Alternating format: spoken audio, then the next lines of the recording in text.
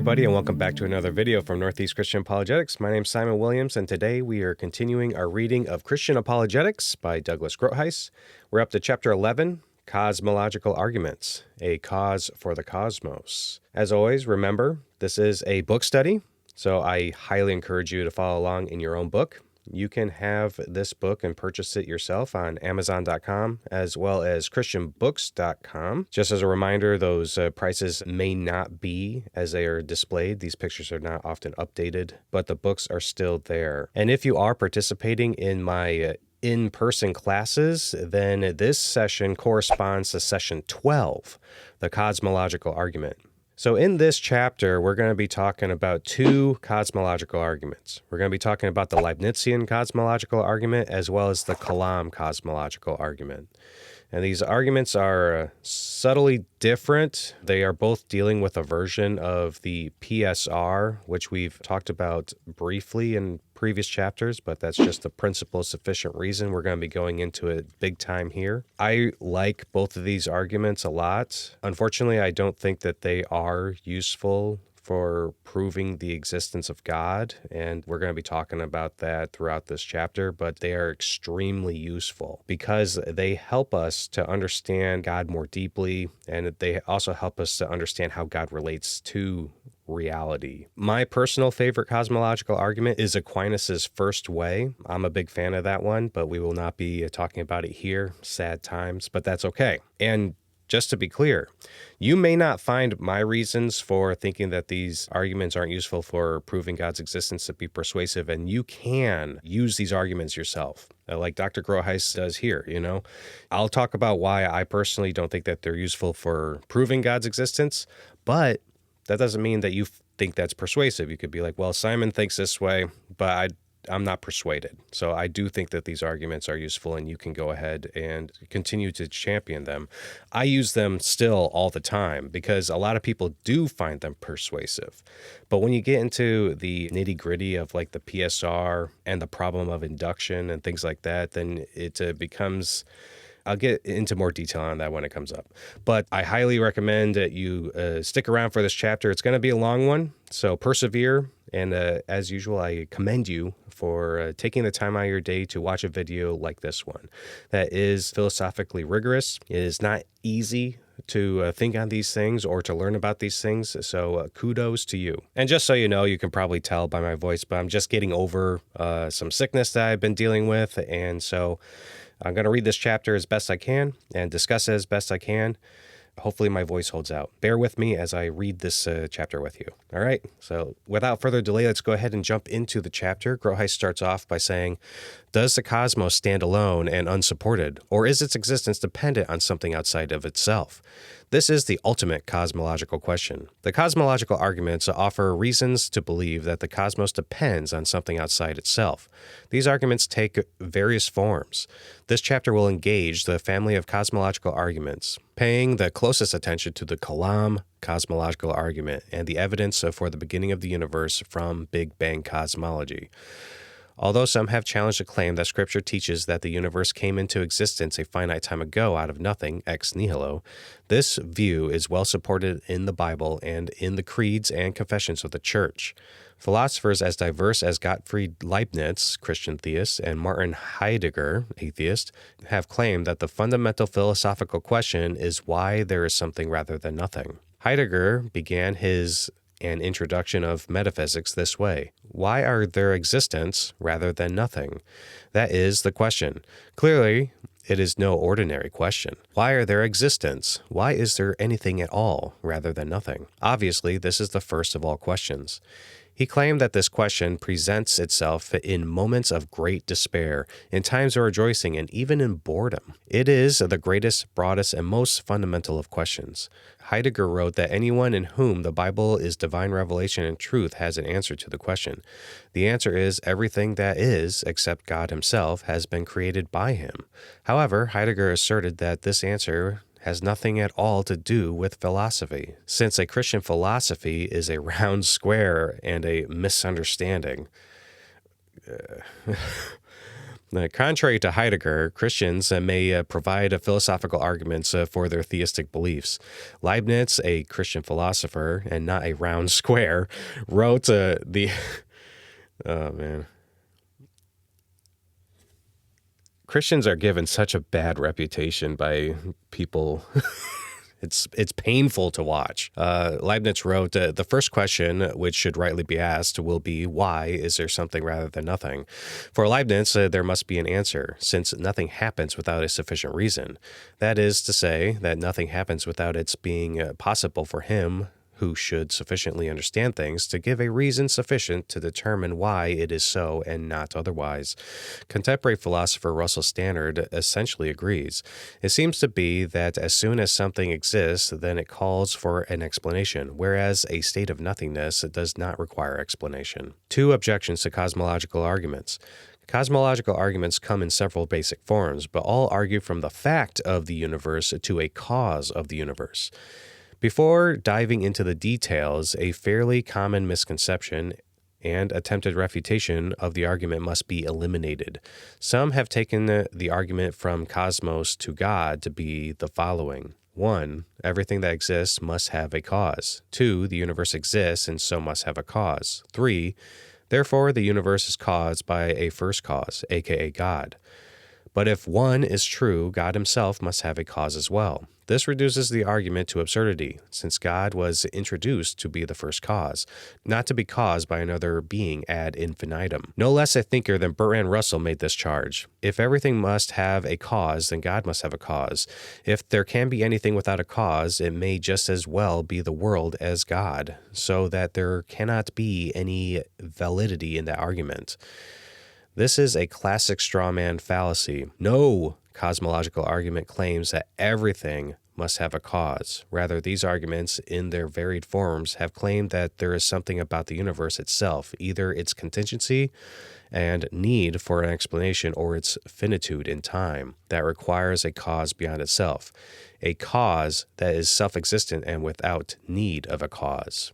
And so what you're going to see is that people who run things like the Kalam Cosmological Argument, dealing with the finitude of the past regarding the universe's existence, they're going to say anything that begins to exist has a cause. And then they'll say that God never began to exist, and therefore he doesn't need a cause or like an efficient cause. While the Leibnizian cosmological argument is different, it's not talking about causes per se. He's talking about explanations. And explanations are different than causes, because when we're talking about causes, we're talking about, especially in today's context, we're talking about efficient causes, where efficient causes are the kinds of causes that actually directly produce something. Like you heard that clap, that was my hands coming together that produced that. My hands are the efficient cause for that sound. Okay, that sound began to exist. The efficient cause were my hands coming together to produce the sound. But explanations don't need to be that way. They don't need to be an efficient cause. And that's what we're going to be arguing for in the Leibnizian cosmological argument. So what we're going to be saying is that God's existence is explained by the necessity of his own nature. And we're going to be talking about that more explicitly as we talk about the Leibnizian cosmological argument. But we did touch on that quite a bit in the last chapter with the ontological argument, but we're going to go about it a little different here. All right, so Groothuis continues. It is this self-existent being that explains the existence of the contingent universe. God is always understood to exist in and of himself, that is, to possess aseity. God is neither uncaused nor self-caused, but self-existent. Non-theists may reject the idea of a necessary or non-contingent being for several reasons, but no cosmological argument dies the death that Russell pronounced. One other dismissal of cosmological arguments should be nullified. In his Critique of Pure Reason, Kant argued that cosmological arguments presuppose the ontological argument's concept of God as a logically necessary being, a being who must exist and whose non-existence is inconceivable because illogical. The ontological argument claims, as discussed in Chapter 10, that the very concept of God as a perfect or maximal being, plus certain a priori logical principles, demand that God exists. This means that the statement God exists is logically necessary. But Kant denied that the ontological argument established the existence of a perfect being that exists as a matter of logical necessity. Kant reasoned that since the ontological argument fails as a proof for God, then cosmological arguments must fail as well, since they also attempt to prove the existence of a logically necessary being. If this criticism is successful, we need not trouble our minds with the various forms of cosmological argument, since we know their conclusion must be false. First, it is not at all clear that Kant refuted the ontological argument as I argued in Chapter 10. Second, even if the ontological argument fails, most cosmological arguments do not, in fact, presuppose the idea that God is a logically necessary being. They reason that if the universe exists, God must exist as its cause. As the creator of the universe, God does not depend on the universe or anything else for the divine existence. But this argument does not yield the conclusion that God's existence is logically necessary. If God does exist, God is self-existent, but this is not the same concept as a being who must exist per se, or who exists in all possible worlds. The conclusion of a cosmological argument is not that God is a logically necessary being, but that God is a factually necessary being. That is, God's original factuality is required to explain all the facts of the universe. All right, or you can just say that he is physically necessary. And physically necessary in the sense that he is necessary in order for the physical world to exist. Or you can say that God is a metaphysically necessary being. That is to say that God's existence is necessary in order for this whole world to exist. A lot of Christians will say that God is the world. The world is all dependent on God because God is the ultimate foundation of everything else. And through God, everything else moves and has its being. Okay? So logical necessary is a little different. All right, so Groothuis continues. However, the cosmological argument's conclusion that God exists as a factually necessary being, as the explanation or cause of the universe, is not incompatible with God being a logically necessary being as well. Yeah, so if you say that God is a metaphysically necessary being, that doesn't necessarily exclude the possibility of him being a logically necessary being. All right, Groothuis continues. A logically necessary being may give evidence of his existence through the contingent cosmos. Thus, cosmological arguments are undaunted by Russell's and Kant's criticisms. So let us proceed to explore three versions of cosmological argument, namely the principle of sufficient reason, the Kalam argument, and Big Bang cosmology.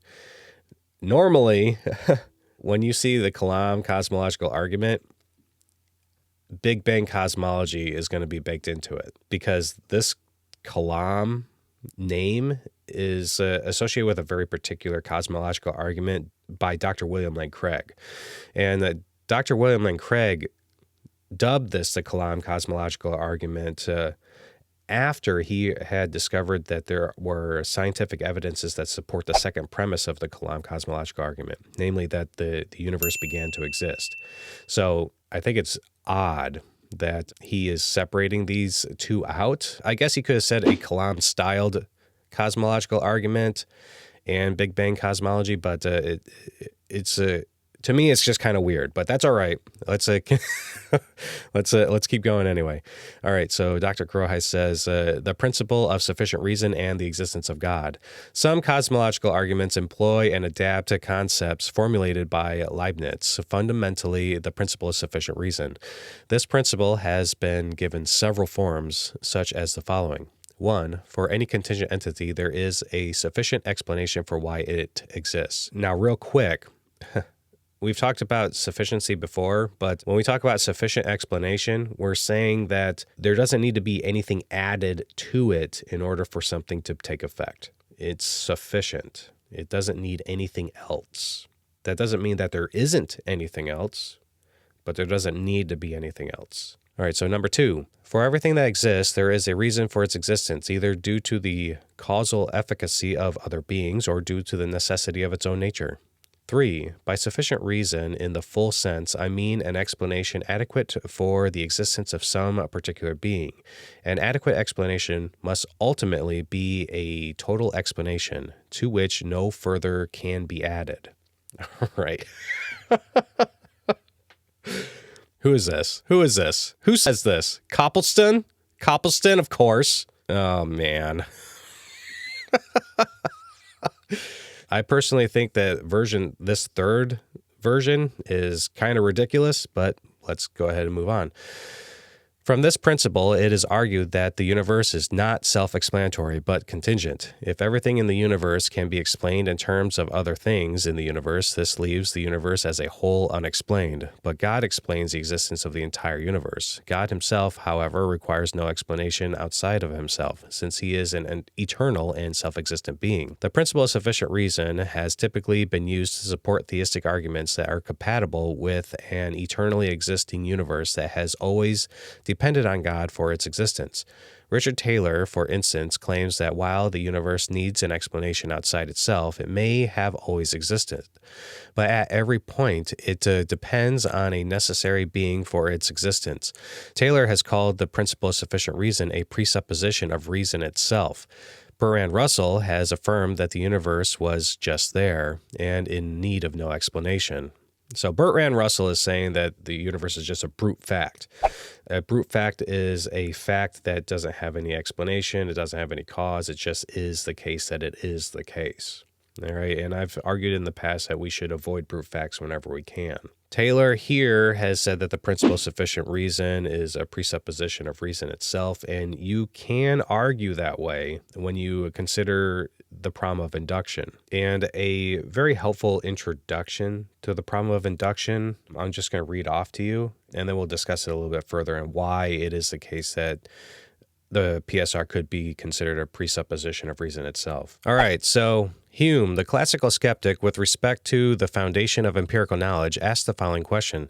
Since obviously you can imagine that a thing which looks and feels like an apple should not taste like an apple, the proposition that all things which look and feel like apples taste like apples is not necessary. No a priori proof of it is possible. If so, do you have any reason for believing that the thing which you now hold in your hand will taste like an apple? Of course I have reason, you reply. The reason is that similar things have always been found to taste like that. But then Hume would press you as follows. You presuppose, in other words, that nature is uniform. Clearly, unless you have a reason for believing this general presupposition, you have no reason for believing any specific proposition that is, as it were, supported by it. But this general presupposition is not a necessary proposition either. If it were, then a chaotic world, a world in which what looks like fire sometimes feels hot and sometimes feels cold, in which what looks like milk sometimes tastes like milk, sometimes like orange juice, and sometimes evaporates the moment it is touched by lips, etc., would be inconceivable, which it is not by any means. What then is our reason for believing that it is true? Is it that we infer that nature will be uniform from the fact that it has been uniform? But to justify this inference and to prove the alleged presupposition of the uniformity of nature is one and the same thing.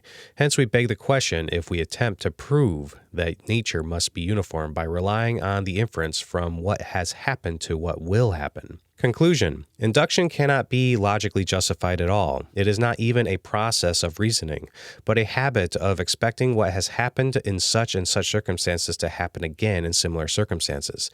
It should be noted that neither Hume nor other skeptics deny the psychological fact that we are strongly inclined to believe that the future will be like the past.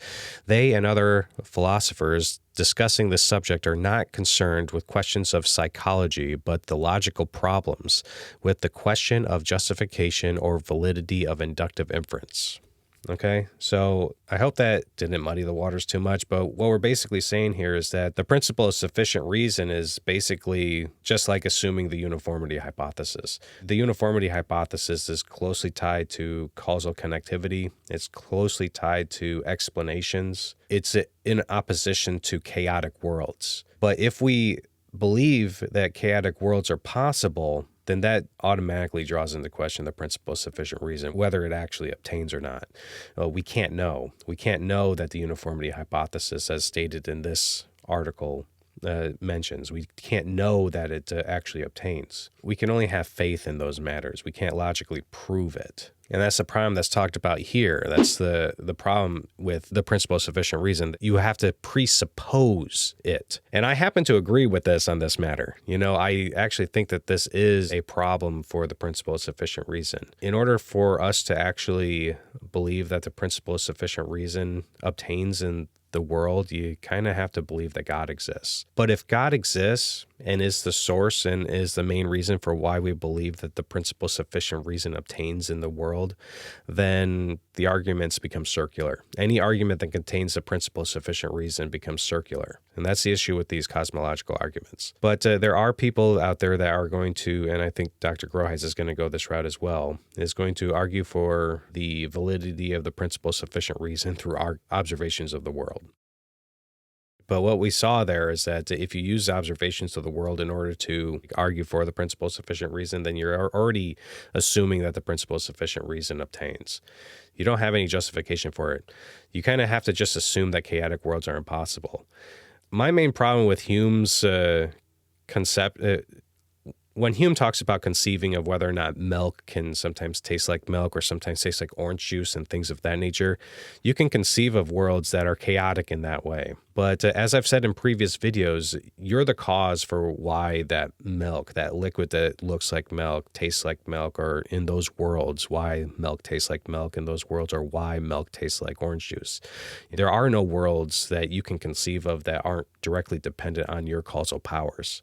And so you may conceive of something that would be in our minds considered to be chaotic, but nevertheless, they have explanation in the form of you. You are the imaginer. And so I'm strongly inclined to believe that we can't even imagine a chaotic world. We can't conceive of such a thing. Because as soon as we conceive of something or imagine something, then we are the direct cause of any events that happen within that imaginary world. Okay, we're the God of that world. But if you want to consider naturalism as a viable worldview, you definitely do have to permit the possibility of chaotic worlds. And if chaotic worlds are possible, then the principle of sufficient reason we can't know that it obtains. And same thing with the uniformity hypothesis. You kind of just have to assume it, just like Taylor's saying here. So I agree with Taylor on this. Anyway, Groothuis continues. Let's see what he has to say. Stephen Davis has argued that he holds to the principle of sufficient reason because he is a theist. Theism justifies the principle, but not vice versa.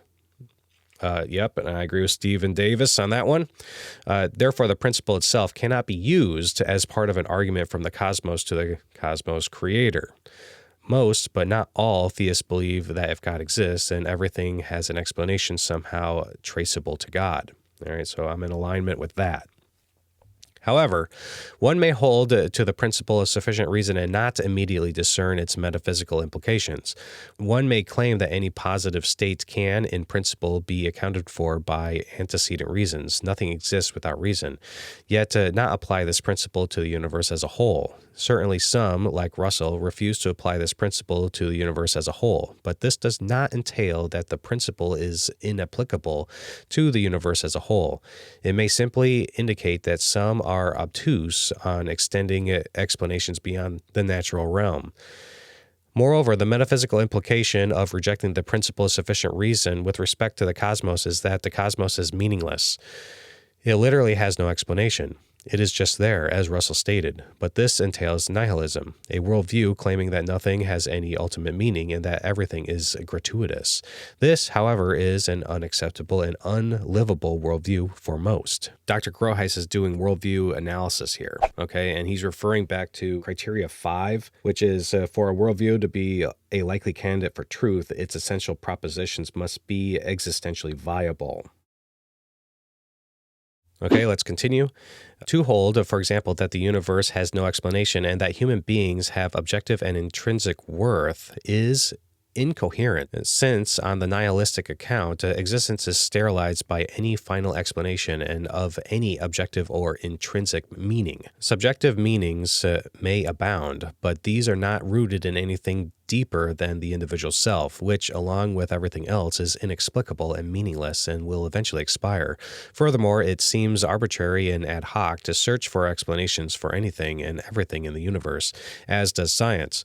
But do not seek an explanation for the universe as a whole, especially when divine explanations are coherent and have been a staple of belief for so many intelligent people for so long.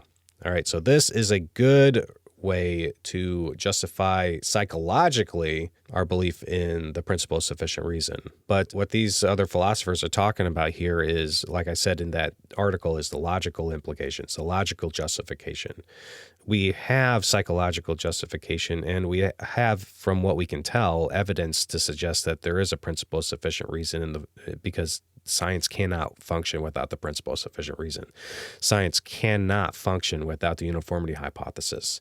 And so those things must obtain in order for science to actually be viable. Now, it may be the case that the events of this universe don't stand in causal relation, and nevertheless, the events stand in coherence, meaning that it just happens to be the case that whenever you throw an object, it drops back down, and it seems to coincide with the force of gravity, but there is no causal connection. It just is the case that those events happen to correspond. And it's logically possible for that to be the case, but it's so insanely unlikely. So insanely unlikely that it seems like you should be justified in believing that the principle of sufficient reason or that the uniformity hypothesis obtains. But the only way for those things to actually obtain is for God to exist. Otherwise, what are they? All right, anyway, Groothuis continues, an alternative to taking God as an explanation for the universe is to embrace the principle of sufficient reason and to posit that the universe, or universe with a capital U, itself is a necessary being, a being that explains itself. This metaphysical compliment, however, is entirely undeserved. The universe is just not the kind of thing we would expect of a necessary being, a being that is self-existent and self-explanatory. We can certainly conceive of the universe being different from what it is, or of it not existing at all. Our question, why is there something rather than nothing, pertains perfectly well to the universe. But if the universe were self-contained, self-explanatory, and self-existent, such a question would be radically out of place, on the order of asking, why is the law of non-contradiction true? Taylor argues, for we find nothing whatever about the world any more than in its parts, to suggest that it exists by its own nature.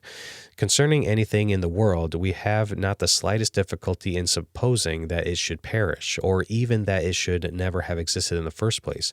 We have almost as little difficulty in supposing this of the world itself. You can also think of this in terms of like the force of gravity, like how strong the gravitational force is. We can easily imagine worlds in which it's stronger or weaker.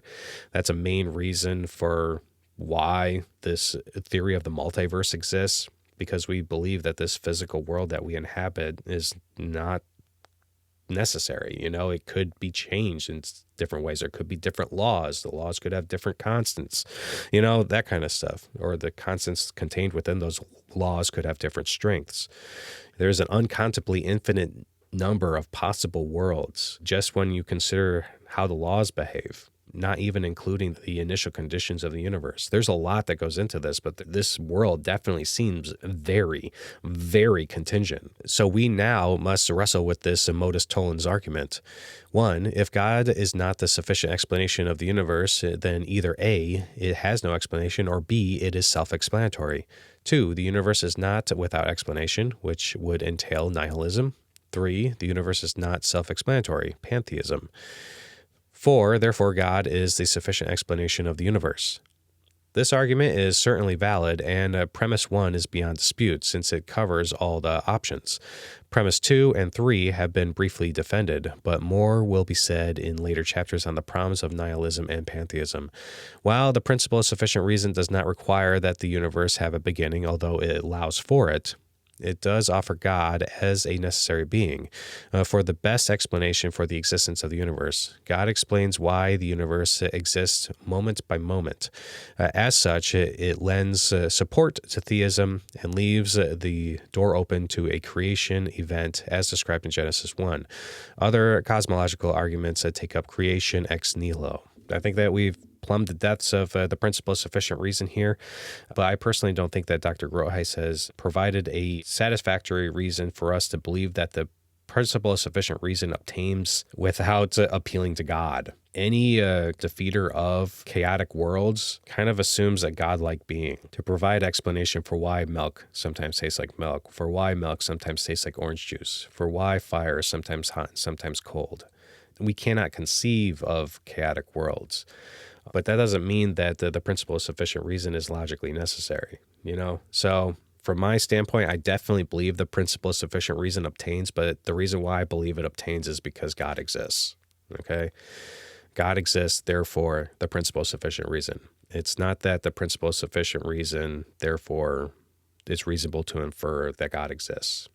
Well, the principle of sufficient reason isn't justified, unless you believe that God exists. So anyway, the Kalam Cosmological Argument. The Kalam Cosmological Argument was developed primarily by Muslim theologians in the Middle Ages, Al-Ghazali, although the Christian Saint Bonaventure endorsed it as well. In recent decades, Stuart Hackett, Ed L. Miller, William Lane Craig, J.P. Moreland, and others have revived the argument, and it has become an item of intense philosophical debate. This argument does not depend on the metaphysical notions of contingency or necessity as do Thomist arguments. Unlike the Thomist and Leibnizian forms, the Kalam argument, if successful, secures the biblical doctrine of creation ex nihilo. As stated by Craig, its form is simple and elegant. 1. Whatever begins to exist has a cause.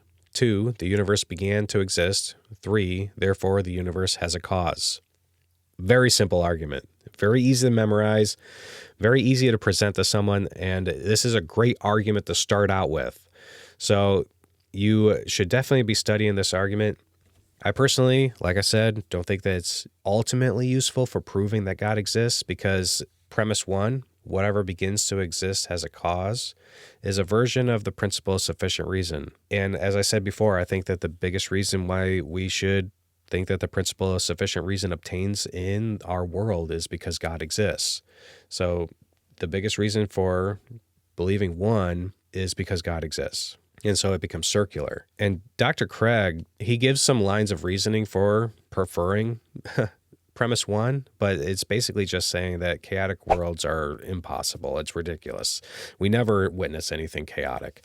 And that's true, but nevertheless, it's logically possible for the world to behave coherently and be a chaotic world. It sounds like a contradiction. It does. But when I say a world is chaotic, that means that events don't stand in causal relations, but they can still stand in coherent relations. So it would just have the appearance of causal connectivity when there actually isn't any causal connection.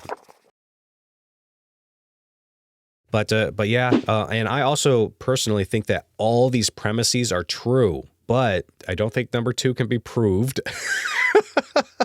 Even though we're going to go into great detail saying that the universe began to exist, I don't think that we can prove that the universe began to exist. But I also believe that the universe has a cause. Nevertheless, since our biggest reason for believing 1 is that God exists, and our biggest reason for believing 2 is that God told us that the universe began to exist. Therefore, this argument just isn't helpful. Anyway, let's continue. This is a deductive argument. From this, Craig then argues that 1, the cause of the universe is God, but we must assess the argument one step at a time. Craig takes the first premise to be a non-controversial concept. He definitely does, ex nihilo nihil fit, out of nothing, nothing comes. This is an alleged metaphysical principle. Okay, out of nothing, nothing comes. The alternative is that things pop into existing without a cause, which even the arch-skeptic David Hume denied in a letter he wrote. But allow me to tell you that I never asserted so absurd a proposition as that anything might arise without a cause. I only maintained that our certainty of the falsehood of that proposition proceeded neither from intuition nor demonstration, but from another source. Hume never denied, as we said in the article, never denied the psychological belief in the notion that he doesn't actually believe that things can come into existence out of nothing, that we're inhabiting a chaotic world. But nevertheless, we can't logically prove it. Okay, that's the problem. We need not debate Hume's account of a causation to understand that the notion of a causeless event is counterintuitive, if not nonsensical. Some argue that such a thing is possible because it is conceivable or can be pictured. I can imagine a tenor saxophone appearing before me out of nothing at all, but this is just a series of possible images in the mind. It says little or nothing about the ontological possibility of things materializing out of nothing. In criticizing cavalier thought experiments, Liz Anscombe comments that one could imagine a rabbit coming into existence without a cause, but this image would really be nothing more than, as it were, a title to a picture. Nothing whatever follows about what is possible to suppose without contradiction or absurdity as holding in reality. This mere ability to picture something certainly fails to establish its possibility or likelihoodness. All right, so I think that they've gone about this the wrong way. They're saying that just because you can imagine something doesn't mean that it's metaphysically possible. And that's debatable, or that it's physically possible. Yeah, that's definitely the case. But what they're failing to realize is that they are the direct cause of any of those events happening. You're basically the God of those worlds. You are the direct cause of that. So it's not that you have actually imagined a rabbit coming into existence without a cause. That isn't what happened. You are the cause of that rabbit coming into existence. It didn't come into existence without a cause. You are the cause. All right.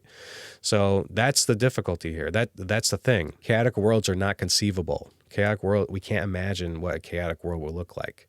Any action that happens within a chaotic world of our imagination, we're the direct cause of it. To say that something, a saxophone or otherwise, comes from nothing, that is, begins to exist without a cause, is not to assign causal power to nothing. Nothing lacks all causal power, because it has no properties at all. It is a linguistic device to indicate the utter lack of any essence, properties, qualities, or attributes. Nothing is no thing. Very true. There is no causal power at work here. In light of this, John Locke hits the mark. Man knows by intuitive certainty that bare nothing can no more produce any real being than it can be equal to two right angles. And this is true, but this isn't what the claim is. It's not saying that nothing causes things. It's saying that events don't stand in causal relations. It's saying that there are no causal explanations for things. If you are going to permit that chaotic worlds are possible, then you have to say that it is possible for things to pop into existence without an explanation, without a cause. It's just missing the point here. All right. Anyway, Groothuis continues. But in discussing the origin of the Big Bang, physicist Paul Davies claims that matter may be created from a state of zero energy. This possibility arises because energy can be both positive and negative. Davies is thinking of a state where negative and positive energy combine into a state of zero energy, and from this zero state, everything might have been created. But his attempt to generate something from nothing confuses nothing with something. Positive and negative energy sum up to zero. The nothing before the Big Bang, as we will see, is not a subject that can have properties, but is rather the absence of all properties. There is no subject in the ontological sense, but only a subject in the grammatical or conceptual sense. The notion of zero energy reflects a subtle and fallacious ontologizing of nothingness. The physicist Lawrence Krauss commits this fallacy of making nothing into something as well by claiming empty space is filled with matter and antimatter ruled by the laws of quantum physics. Even if something from nothing were possible, there would be no possible evidence of such a thing, since we could always plausibly attribute causes to events. As such, we deem them as effects. We must go back to the tenor saxophone. If this saxophony occurred, I would not assume the instrument ontologized out of nothing. If I could rule out hallucination or hologram, I would infer that some new materialization device had beamed it into my room, or perhaps a supernatural being materialized a saxophone. In any event, the statement something may begin to exist without a cause must fit one of the following four options concerning possibility.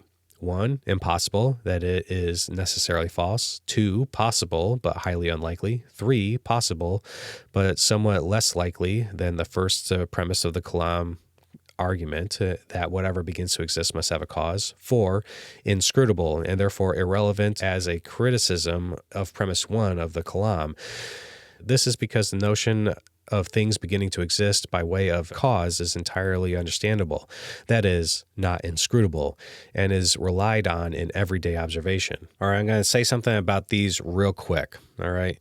So he's saying here, through our observations, that something may begin to exist without a cause is either impossible, possible but highly unlikely, possible but somewhat less likely than the Kalam, or inscrutable. But we also need to note that if chaotic worlds are possible, then, and I've said this before, but if chaotic worlds are possible, then they comprise the vast majority of possible worlds. And so this something may begin to exist without a cause. If chaotic worlds are possible, then this isn't just possible, but comprise the vast majority of events contained in all possible worlds. If it were to be the case that chaotic worlds were possible, then we should reasonably expect this world to devolve into absolute chaos. Okay? And I think that's a mark against chaotic worlds, because we do observe, and I am strongly inclined to believe that we observe an enormous amount of coherence and causal connectivity. I do believe that we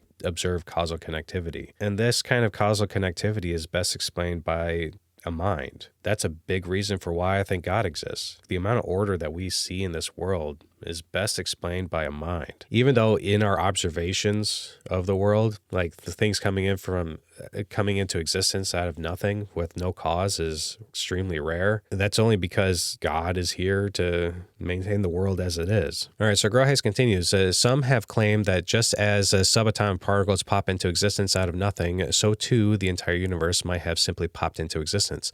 John Jefferson Davis, however, criticizes this view thoroughly. Quantum mechanical events may not have classically deterministic causes, but they are not thereby uncaused or acausal.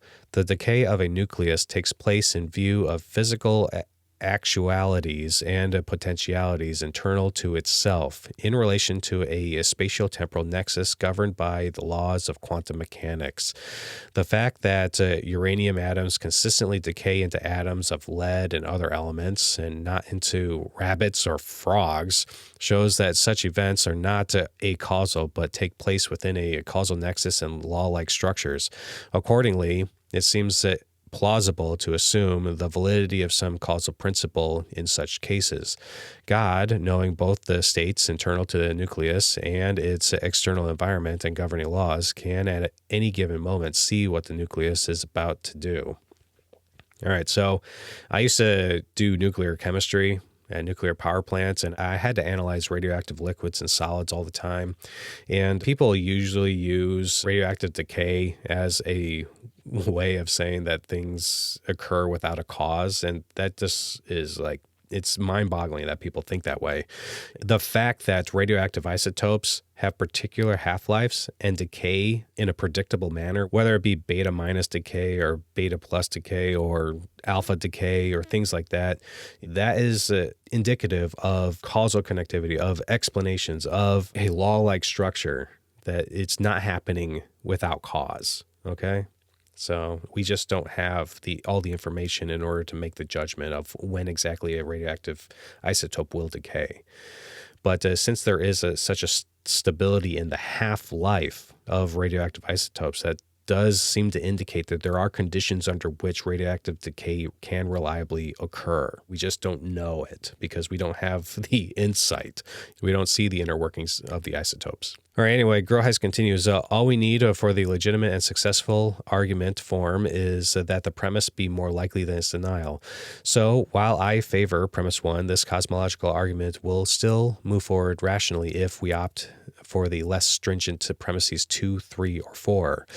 The second premise of the Kalam argument is grounded on 1, the impossibility of there being an actually infinite, or 2, the impossibility of crossing or traversing an actual infinite.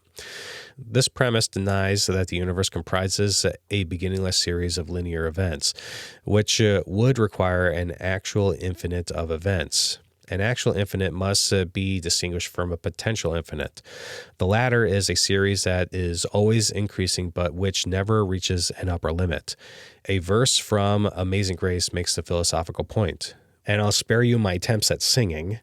When we've been there 10,000 years, bright shining as the sun, we've no less days to sing God's praise than when we've first begun.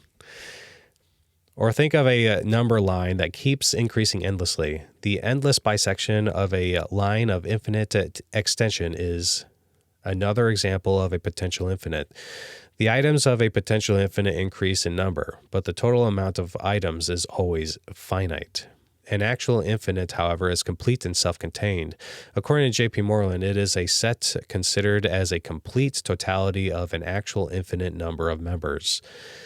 No new members can be added to it. This is what distinguishes it from a potential infinite. But this concept generates problems.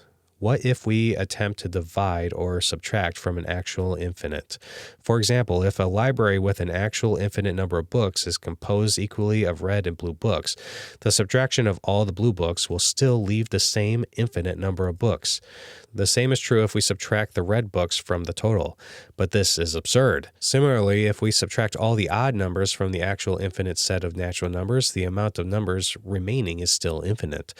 This seems logically unacceptable as well, since a particular subset cannot be equal in cardinality to the entirety of the set.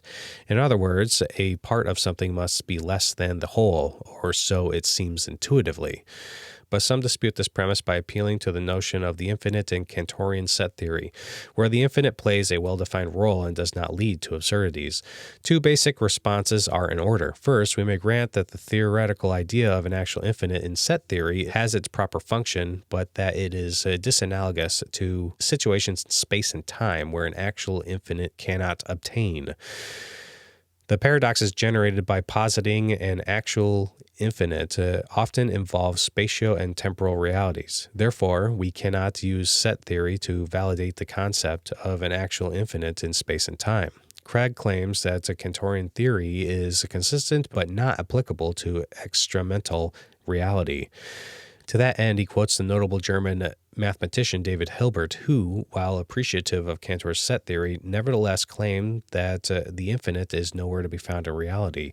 It neither exists in nature nor provides a legitimate basis for rational thought. The role that remains for the infinite to play is solely that of an idea. Second, even if an actual infinite might exist in some theoretical realm, Kalam proponents argue that it cannot be traversed through successive addition, that is, through incremental steps. A Chinese proverb says, a journey of 1,000 miles begins with a single step. But in this case, all the individual steps combined make up the entire length of the journey. In other words, the distance can be crossed in a determinate number of finite increments or steps. It is also true that a journey of 1,000 miles ends with a single step. But crossing an actual infinite is nothing like this, since the distance to be traversed is infinitude and unlimited. We can neither count from 1 to infinity nor count down from infinity to 1. There is always an infinite distance to travel, so we never arrive. A thought experiment may help to explain this. Tristram Shandy is a very slow writer. It takes him 1 year to write 1 day of his autobiography. How far will this meticulous and self-absorbed soul get in his writing account of his life? Can he finish or even catch up, such that he is writing about the day he is experiencing at the time? He cannot, of course. Even if Mr. Shandy had been writing from eternity past, his autobiography would never catch up to his chronological age. I have already referred to the use of the infinite set theory, but it is interesting and important to understand that set theory omits all temporal concepts. It is precisely because the actual infinite could never be achieved bit by bit or moment by moment. As Bertrand Russell puts it, classes which are infinite are given all at once by the defining properties of their members, so that there is no question of completion or of successive synthesis. All right, so it's just created, boom, right there. All right, so like when you're talking about the actual infinity of all the positive natural numbers, you just say it, boom, right there. That's the set. It's not like you collect every individual number and place it into the set. Mathematicians just create the set from above. All right, from above, not assembling it from below. They just declare it, and that's the point. That's the point. I definitely think that these arguments are correct. I don't think that you can create an actual infinite from adding to it successively. You cannot get to an actual infinity from incremental succession. It's just not going to happen. But you can create that kind of stuff instantly from above. These arguments are effective, but it really matters what your theory of time is. If you have an A theory of time, these arguments are going to be very effective. But if you have a B theory of time, it's going to be different. And in particular, what theory of time best describes how time is constituted in the physical world? Because we're not just talking about time in general or time period. We're talking about as it relates to the physical world. Time as we experience it as inhabitants of this physical world. And there can be nuance and distinction in that kind of undermine and defeat these arguments. There's a lot that can be said about all this, but let's go ahead and continue on with what Dr. Groothuis has to say. If the actual infinite does not exist or cannot be traversed, this means that the series of linear events in the universe must be finite.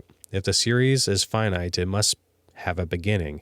If it has a beginning, the cause of the series must be outside of the universe. Moreover, this originating cause must not exist in an infinity of moments, since that would introduce the problem of the actual infinite all over again. But the originator of the causal series is not subject to experiencing an actual infinity of moments if its existence does not involve a series of events. This can be understood in one of two ways. Craig argues that God exists atemporally without the creation and temporally with creation. He is careful not to say before creation or after creation, since these statements require a linear sequence. However, Craig's view seems problematic, since on this view, time comes into existence at the creation, and one cannot speak of time before creation. Instead, Craig speaks of God sans the universe, in which time does not exist, and God with the universe, in which time does exist. Yet it seems most plausible to think that God, in some sense, existed in time before creation. In fact, Jesus speaks of his fellowship with God the Father before the world began. To handle this problem, we may opt for the view that God's existence before creation is relatively timeless. In the words of Alan Padgett, God's existence before creation is not subject to any differentiation into moments, which would require an actual infinite to be traversed, because the necessary conditions of such temporal differentiation did not yet exist, namely physical objects and natural laws. Before creation, God existed in a state of pure duration. God is not in time in the sense that we are, since God is not limited by time, does not run out of time, and is not located in a specific time zone. The question, what time is it for God, makes as much sense as Wittgenstein's trick question, what time is it on the sun? There is no coherent answer to that. Nevertheless, there is duration on the sun. It came into existence, experiences sunspots, and so on. God's everlasting life would not be composed of discrete physical events such as that of the sun. God nevertheless existed in a state of pure duration during a creation, and God continues to exist in a linear series of events after creation, which was a finite time ago. On either Craig's or Padgett's view, God's life is not subject to the problem of the actual infinite. However, if one argues that God exists in a sequence of individuated moments, then God's age, as it were, would be actually infinite. If we hold this view, we could not employ the Kalam argument, since it would eliminate God himself. Nevertheless, someone who holds to divine temporality prior to creation and rejects even relative timelessness might appeal to other cosmological arguments or to the findings of Big Bang cosmology, which do not necessarily involve discussions of the actual infinite. The cosmological way of arguing for God's existence is not a solitary argument, but rather a large and extended family of arguments, most, if not all, of which get along with each other. Some might think, nevertheless, that since God is taken to be an infinite being, i.e., unlimited in power, knowledge, and wisdom, the problem of the actual infinite arises with respect to these attributes, even if it does not arise concerning God's relationship to time. However, there is no real problem. As Craig explains, when we speak of the infinity of God, we are not using the word in a mathematical sense to refer to an aggregate of an infinite number of parts. God's infinity is, if you will, qualitative, not quantitative. It means that God is metaphysically necessary, morally perfect, omnipotent, omniscient, eternal, etc. Assessing the Kalam argument. One strength of the Kalam argument is that it may function somewhat independently of whatever cosmology may reign among scientists and philosophers at the time. This is because the Kalam's second premise, that the universe began to exist, is derived from the logical problems with the actual infinite, and not based on any current physical cosmology. All right, so this is not really true, because what we're dealing with here is cosmic models that are either A theory in time or B theory in time. And a lot of cosmological models assume that the B theory of time best describes how time is constituted in the physical world. And that is going to impact whether or not we're going to be able to see if the universe is past eternal or not. Remember that we are inhabitants of this physical world. So our observations of the physical world are limited to observations coming from within the physical world. When you look into this, you're going to find that time is extremely important. And Dr. Craig doesn't mention the A theory and B theory of time in his On Guard series that we did, but he does talk about it in his book, Reasonable Faith, the third edition. In that book, Dr. Craig argues for an A theory of time. And this A theory of time is a tensed theory of time, where when we talk about the future, we use future tenses, or when we talk about the past, we use past tense terminology. B theory of time is a tenseless view of time. And that just means that on the B theory of time, all temporal coordinates are equally real, are equally existent. On the A theory of time, that's not true. The future is actually becoming the present. So it argues for this idea of temporal becoming. And Dr. Craig argues for an A theory of time kind of view. So the Kalam cosmological argument is kind of assuming an A theory type of time, an A theory kind of view of time where temporal becoming is an actual thing, the future is actually becoming the present is always becoming the past. And when we talk about the philosophical arguments for the second premise of the Kalam cosmological argument, like you cannot create an actual infinite by successive addition, these kinds of arguments assume an A theory of time. But if you talk about the B theory of time, then the universe never really came into existence because it never really was non-existent. There would just be a temporal coordinate where there are no earlier than temporal coordinates. Either that or there's an earlier than temporal coordinate in which you will not find the universe. But that's only if it's possible for time to exist independently of the physical universe, which not very many people hold to. And it becomes tricky as to whether or not the universe actually did begin to exist. And there's a lot that can be said about all this. But I think it's beyond the scope of this introduction to the cosmological arguments. So I don't think that we're going to jump into an in-depth discussion of that. It would take way too long. Just know that I think that Dr. Groothuis is kind of mistaken on this point. I do think that our view of time is important, and it can impact how the Kalam functions. And I have a view of time myself, and my view of time does make it so that the Kalam cosmological argument is not an effective argument for showing that God exists. I still love the Kalam, as I've said previously, and I do think that the second premise of the argument is true, that the universe began to exist. I just don't think that we are well positioned to be able to determine if the universe actually did begin to exist. The best way that we can know whether or not the universe began to exist is if the creator himself told us that he created it. But if that's their best reason for believing that the second premise is true, then it's circular reasoning, because you can't prove the existence of God if God has to tell us that the universe began to exist, So just like with the first premise being a version of the principle of sufficient reason, the biggest reason for believing that the principle of sufficient reason obtains in this world is because God exists, it becomes circular. But I still think this argument is extremely useful for getting a better understanding of philosophy, getting a better understanding of God, getting a better understanding of reality and how God relates to reality. So it's still an extremely important argument to study. Okay? All right, anyway, Groothuis continues. At present, however, the second premise of the Kalam argument receives considerable support from Big Bang cosmology. But if the Kalam argument is sound, it does not require any outside endorsement from empirical science. Another strength is that, unlike other cosmological arguments that are compatible with an eternal universe, which always depends on God, like the Leibnizian cosmological argument, the Kalam establishes the creation of the universe ex nihilo, which is a central biblical doctrine, Genesis 1:1, John 1:1.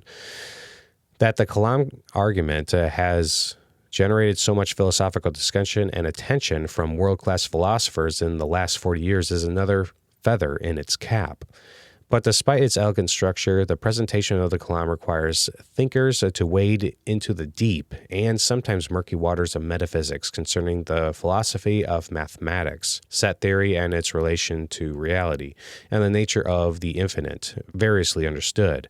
While the argument may click with some, Craig presents it very concisely in his many debates on God's existence. Handling its challenges profitably demands some sustained philosophical attention. This may reduce the psychological force of the argument, since many will not engage at this level for long. Remember Pascal's worry that metaphysical proofs are too abstract to have much of an effect on the believer's heart. And this is true. When you start diving into the abstract notions of things, it can be discouraging, especially to the common believer. But if you're watching a video like this and you're reading through a book like this, you're not discouraged by these kind of abstract ideas. If you can persevere in this, then you are strongly benefited by it. And I highly recommend persevering in this endeavor. If you have an interest in this, pursue it. Very important, very important. It's very helpful. I found it very helpful myself. So Groothuis continues, even those trained in philosophy may find their minds boggling at the contemplation of the infinite and its implications. Nevertheless, the Kalam is very strong in its premise that whatever begins to exist must have a cause for its existence. Although atheist philosophers like Quentin Smith claim that everything can come into existence out of nothing without a cause, the universe is self-caused, this seems to be a rather desperate move forced on atheists who have had to bite the cosmic bullet on the Big Bang. And so, this whole idea of being self-caused is a direct contradiction. Because in order to cause yourself, you need to already exist.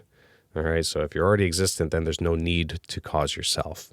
Okay, there's no need for a cause if you're already existent. Most atheists are just going to say that the universe is a brute fact, that it just is that it is, and there's no explanation for it. And so they're just saying that the principle of sufficient reason is invalid, that chaotic worlds are possible, and the universe is just a feature of the chaotic world that we inhabit. But as I've said in the past, the problem with that is that you've completely destroyed science, because once you let the chaos in your worldview, you literally cannot know the extent of the chaos. You literally can't. You cannot know the extent of the chaos. So if your metaphysics is compatible with a chaotic world, then chaotic worlds comprise the vast majority of possible worlds. And so this world ought to be chaotic. But we don't have any indication to suggest that it actually is chaotic. Anyway, Groothuis continues, but can the actual infinite exist in reality? The challenge of set theory poses a genuine problem for the Kalam at this point. It would seem that if something is logically coherent in the abstract, it could be instantiated, whereas impossibilities, such as square circles, cannot possibly be instantiated. Of course, we could oppose set theory in principle by attempting to create paradoxes in the mathematics of it. It does appear counterintuitive to claim that a proper subset, such as all the even numbers, can contain the same number of members as the entire set.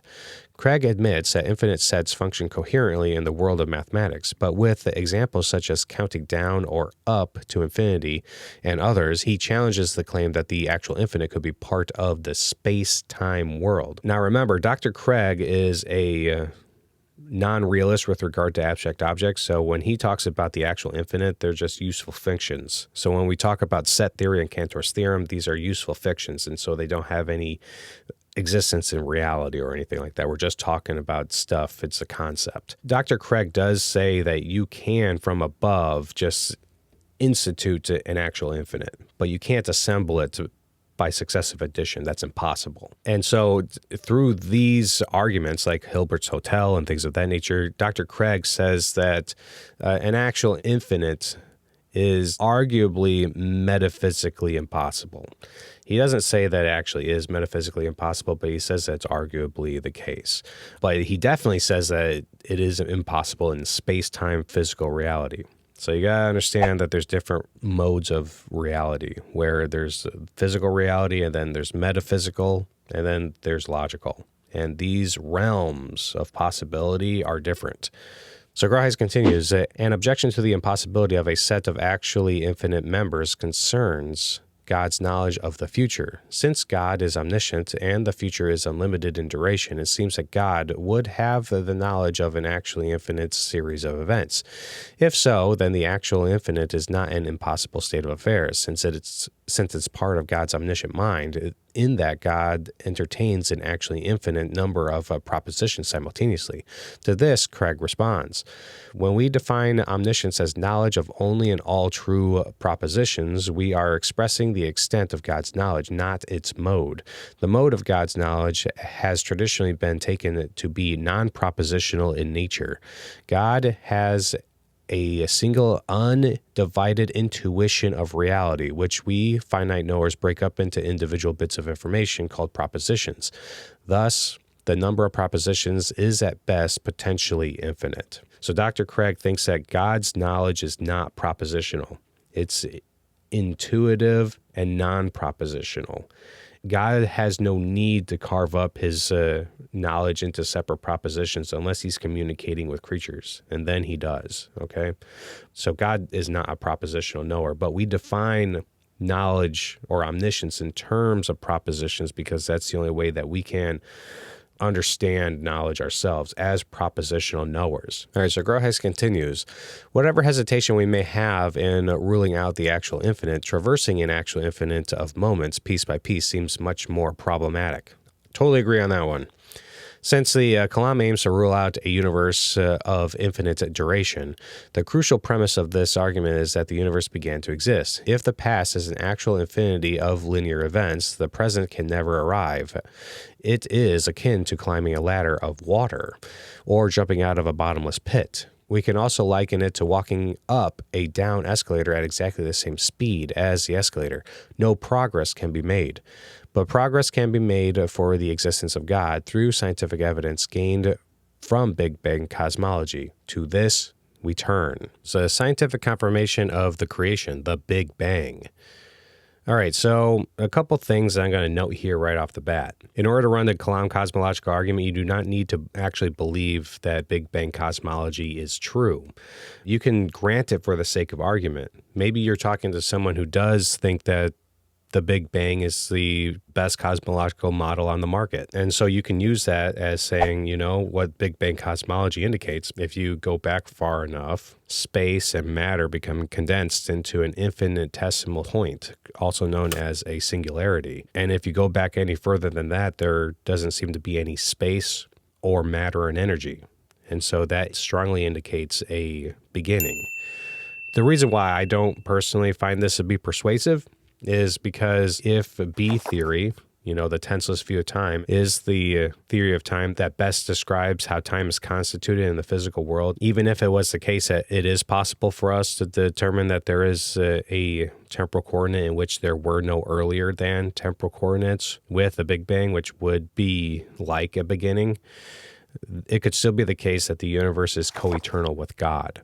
All right. And that even though the universe has a finite number of temporal coordinates with regard to earlier than temporal coordinates of any particular point in the universe, that means that the universe could still be eternal with God. Whether or not there are an infinite number of temporal coordinates or a finite number of temporal coordinates is irrelevant. And that is a significant defeater of the Kalam Cosmological Argument. That one, we're not in a position to be able to actually determine if there are a finite number of temporal coordinates, and we're also not in a position to actually determine via philosophy or scientific evidences whether or not the universe is eternal at all. And we can't know that.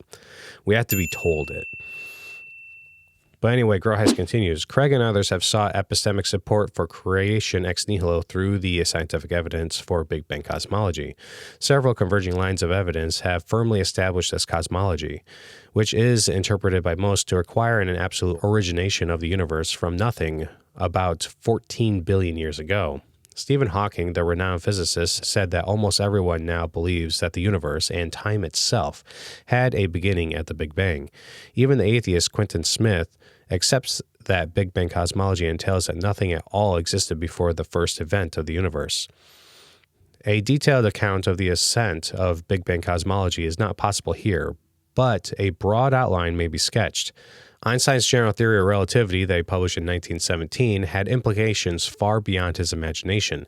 His theory of gravitation assumes an eternal universe existing in a steady state that is not expanding. However, Russian mathematician Alexander Friedman found that Einstein had made an elementary mistake in his calculations when he divided by zero. When this was corrected, the theory predicted an expanding universe.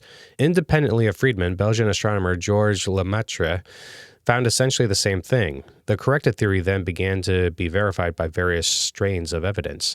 In 1929, astronomer Edward Hubble picked up on observational data left by Vesto Slipher that about a dozen galaxies near Earth were moving away from us at high speeds. And this was indicated by the redshift, which is a change in the color of the light from distant galaxies that indicated to the trained eye an enormously rapid motion away from Earth. Using large telescopes, Hubble, with the aid of Milton Humason, verified that the galaxies were moving away from each other in an isotropic fashion, thus further establishing the expanding universe. From this, Hubble formulated his famous law of the expanding universe, earlier predicted by Slipher, that the further away a galaxy is, the faster it moves. Hubble's law, taken by itself, does not prove that the universe has always been expanding, but only that it is expanding now. In other words, it is a necessary condition, but not a sufficient condition for the Big Bang.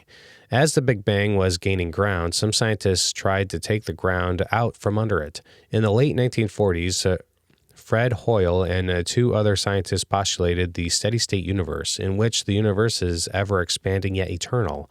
This theory required that new material be created continuously out of nothing in the empty aspects of the universe, a dubious idea philosophically. Then another sky-shaking discovery further confirmed the Big Bang and rendered the steady-state theory unsteady at best. At the end of World War II, three scientists calculated that if the universe came into being through a tremendous explosion, this event would have produced intense radiation that, while diminished, would still exist in the contemporary universe. In 1965, physicists Arno Penzias and Robert Wilson detected the cosmic fireball radiation that had been predicted and thereby made one of the greatest discoveries in 500 years of modern astronomy. Their initial findings had been further confirmed. Now, both the necessary and sufficient conditions for the occurrence of the Big Bang had been established, although the explanation for it has not been.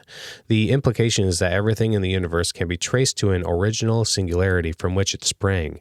As two prominent physicists concluded, at this singularity, space and time came into existence. Literally nothing existed before the singularity. So, if the universe originated in such a singularity, we would truly have a creation ex nihilo.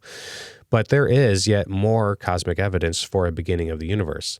The abundance of helium in the universe also confirms what would be expected if the Big Bang occurred. The fact that the formation and life of stars requires hydrogen also contributes to the evidence for an absolute beginning of the universe, since hydrogen is used up and not created in the process. From this, astronomers infer that the further back in time one goes, the more hydrogen. Turning back the clock still further, the astronomer comes to a time when the universe contained nothing but hydrogen, no carbon, no oxygen, and none of the other elements out of which planets and life are made. This point in time must have marked the beginning of the universe. Last, the second law of thermodynamics strongly indicates a beginning of the universe. Thermodynamics is the science of energy. Its second law states that closed systems incline towards a state of equilibrium or entropy. That is, the universe is moving irreversibly toward a state of maximum disorder and minimum energy. This endpoint is known as heat death. Entropy is an empirical and physical example of the philosophical concept of contingency. The present order of the universe, its assemblage, and usable energy is contingent on previous states of energy and is impossible without it. This contingency relation is strictly linear and irreversible. Entropy increases over time and not the reverse. From these considerations, a modus tollens argument follows. 1. If the universe were eternal and its amount of energy finite, it would have reached heat death by now. 2. The universe has not reached heat death, since there is still energy available for use. 3. Therefore, A, the universe is not eternal. 4. Therefore, B, the universe had a beginning. 5. Therefore, C, the universe was created by a first cause, God. Or more simply, what is winding down must have been wound up. Writing in the influential 8-volume Encyclopedia of Philosophy, G.C. Nerlich rejected this argument as given by D. Elton Trueblood in 3 sentences. But this is far from lending support to the theistic hypothesis. It simply means that the law leads us to a point beyond which it cannot take us. It gives no warrant for the conclusion that the minimum entropy state has a supernatural cause. But if a natural law indicates a beginning of the universe and will not take us beyond the beginning of the universe, then that beginning would be explained on other, non-natural grounds. A supernatural cause is a fitting candidate when natural explanations give out, as many scientists and philosophers have begun to fathom. The only other alternative is that everything came from nothing without a cause, an idea I challenged previously. Others have disputed this argument by claiming that the universe as a whole may not be entropic. As Whitterow put it, it would seem that not only is it difficult to formulate the concept of entropy for the whole universe, but also that there is no evidence that the law of entropy increase applies on this scale. Put more philosophically, to extrapolate from items in the universe that are running down to the conclusion that the entire universe is running down is to commit the fallacy of composition. If one feather is light, that does not imply that 18 million feathers taken together are light. Similarly, although each individual brick is rectangular, a wall of bricks may be non-rectangular. The whole may take on new and contemporary properties not shared by each of its parts. Therefore, parts of the universe may be running down, but not the whole show. If this is the case, then the argument that entropy entails a beginning to the universe fails. How might this objection be answered? First, the second law of thermodynamics is purported to be a scientific law, that is, a universal or all-inclusive claim covering all cases of energy exchange.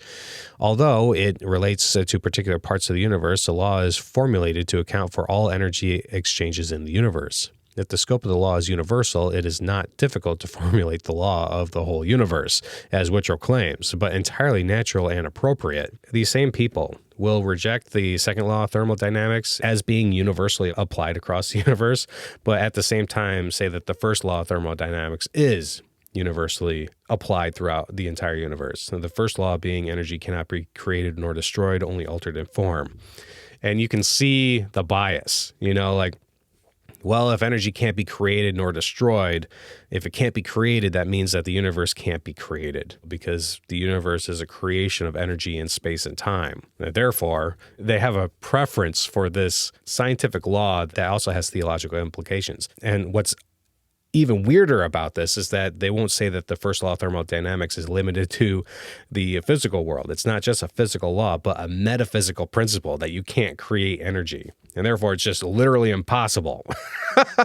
It's like, well, man, your bias, like that is a crazy amount of bias you have. But what theists are saying is that, yes, the laws of thermodynamics are physical laws. They're laws regarding and governing physical behavior in physical models and physical universes. So the first law and the second law are related to physical structures. So it's impossible for a physical creature like us to create energy. It's impossible for us, physical entities, to create energy or destroy energy. We can only alter it in form. But God's not a physical entity. He's a supernatural entity. He can do things that we cannot, obviously. Obviously, God can do things that we cannot. All right, anyway, Groothuis continues. Moreover, there is no positive evidence that the law is suspended or reversed in any part of the universe. Paul Davies puts this point clearly. Today, few cosmologists doubt that the universe, at least as we know it, did have an origin at a finite moment in the past. The alternative, that the universe has always existed in one form or another, runs into a rather basic paradox. The sun and the stars cannot keep burning forever. Sooner or later, they will run out of fuel and die. The same is true of all irreversible physical processes. The stock of energy available in the universe to drive them is finite and cannot last for eternity. The second law of thermodynamics, which applies to the entire universe, predicts that it is stuck on a one-way slide of degeneration and decay toward a final state of maximum entropy or disorder. As this final state has not yet been reached, it follows that the universe cannot have existed for an infinite time. But does the entropy argument commit the fallacy of composition? The fallacy of composition is applicable to some, but not all, whole-part relations. This is because it is not a formal fallacy, such as denying the antecedent, which is fallacious whenever its form appears, independent of any material considerations, but rather an informal fallacy that only obtains when particular material factors are present. In many whole-part relationships, the fallacy of composition does not occur. If each individual playing card is made of paper, then 1 ton of playing cards will be made of paper. If each individual brick occupies space, then the whole wall will occupy space. If each brick in a wall is red, then the whole wall will be red. In these kinds of cases, a property of the parts distributes as a property of the whole. Therefore, no context-independent rule can be stipulated as to whether a fallacy of composition has been committed. We must consult individual cases. Additive factors may not cause a transmutation when applied to the whole. Adding up 1 million individually light to playing cards will make the set of cards heavy, but it will not make the set of cards immaterial. There is no good reason to think that a universe consisting only of entropic beings will possess the property of non-entropy. But if the universe is universally entropic, it requires a source of original energy outside of itself. To avoid an infinite regress, we need to infer a first cause that is not itself subject to the entropic regress. The Big Bang and the Big Protest. Robert Jastrow notes that as the Big Bang theory was gaining ground, many physicists were reluctant to accept its implications because it placed limits on what naturalistic science could affirm, which is odd because naturalistic science is riddled with limitations. I think that that's crazy. It also challenged the implicit naturalism of science. Arthur Eddington wrote in 1931, "I have no axe to grind in this discussion, but the notion of a beginning is repugnant to me. I simply do not believe that the present order of things started off with a bang. The expanding universe is preposterous, incredible. It leaves me cold." Walter Nernst, the German chemist, wrote, "To deny the infinite duration of time would be to betray the foundations of science." Alan Sandage of the Carnegie Observatories, whose research helped confirm the theory, said, "It is such a strange conclusion, it cannot really be true." The great Einstein himself, whose general theory of relativity paved the way for the development of the Big Bang, said that the idea of an expanding universe irritates me, and to admit such possibilities seems senseless. A more recent example is from the famous physicist Stephen Hawking. In reflecting on the standard or hot Big Bang model, he says it would be very difficult to explain why the universe should have begun in just this way, except as the act of a God who intended to create beings like us. He then speaks of Alan Guth's inflationary model as an attempt to avoid this difficulty, but there is no difficulty if we accept divine creation. Jastrow reflects on these kinds of statements in a way that helps illuminate several apologetic issues. There is a strange ring of feeling and emotion in these reactions. They come from the heart, whereas you would expect the judgments to come from the brain. Why? I think part of the answer is that scientists cannot bear the thought of a natural phenomenon which cannot be explained, even with unlimited time and money. There is a kind of religion in science. It is the religion of a person who believes there is order and harmony in the universe. Every event can be explained in a rational way as a product of some previous event. Every effect must have its cause. There can be no first cause. Einstein wrote, "The scientist is possessed by the sense of universal causation." This religion of science, despite its metaphysical naturalism, trades on the essentially Christian idea that the universe is an orderly and harmonious place, an idea that animated the development of science in the Christian West from the medieval period on through what is sometimes known as the scientific revolution. However, as science became secularized, it dispensed with God as a credible scientific explanation for anything. In the case of Big Bang cosmology, however, the data leads to a primordial reality beyond the universe. A first cause is the best explanation of the facts at hand. Yet this explanation is ruled out a priori. If every effect must have its cause, there can be no first cause, as Jastrow says. For Hawking, a first cause is not an explanation, but a difficulty to be overcome. Einstein, though a theist, did not believe in a creator or first cause, but rather Spinoza's God, who reveals himself in the orderly harmony of what exists. We will return to the methodologies and metaphysics of science in Chapter 14. But suffice it to note this kind of illicit metaphysical veto that some scientists bring to their data. Metaphysics matters, your worldview matters, and it colors all of your hypotheses and how you analyze data. Science is not separate from philosophy. Your philosophy governs your science. And when you hold to naturalism, then supernatural explanations are completely ruled out. But what I have argued is that there's no reason to prefer naturalism over a competing theistic worldview. And this has happened throughout science. What I learned when I was working at Millstone in nuclear chemistry is that many of the employees who worked in chemistry and worked in nuclear chemistry didn't actually understand nuclear chemistry. They didn't have the kind of training that I had. They didn't have the kind of education that I had. And so they didn't understand how the analyses worked. They didn't understand how they related to the systems and how the systems related to each other and how it impacts everything. You don't need to understand that in order to do your job. You don't need to understand why the science works in order to do the science. You don't need to understand why it is the case that the pioneers of science came about believing these fundamental assumptions of science that even make it work. Scientists nowadays just kind of reject God just because they see that the process works, but they don't understand why it is the case that we came to believe the process worked in the first place.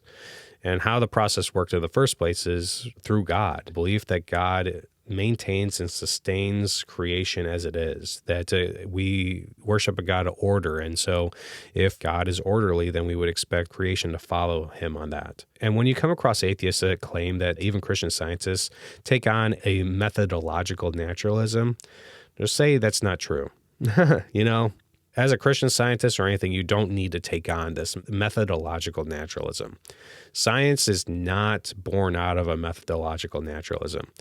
Methodological naturalism was put onto science later on by people that didn't understand how science came about. Science is best understood in a Christian worldview. You can definitely 100% be a Christian and be a scientist, and you don't need to take on any form of naturalism. Okay? All right, so Groothuis continues, the status of the Big Bang cosmology.